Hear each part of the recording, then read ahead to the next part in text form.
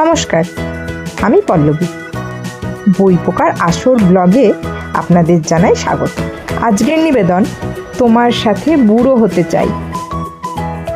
যৌবনের সৌন্দর্য একদিন ফুরিয়ে যাবে, চুলে পাকা রং ধরবে, মুখে সময়ের ছাপ পড়বে, কিন্তু আমার একটা স্বপ্ন কখনো বদলাবে না।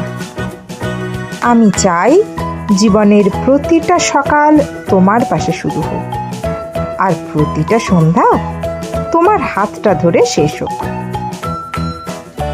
খুব দামি কোনো জীবন চাই না, শুধু এমন একটা জীবন চাই যেখানে ছোট ছোট সুখ, অল্প কিছু ঝগড়া, অনেকটা হাসি, আর সবশেষে তুমি থাকবে।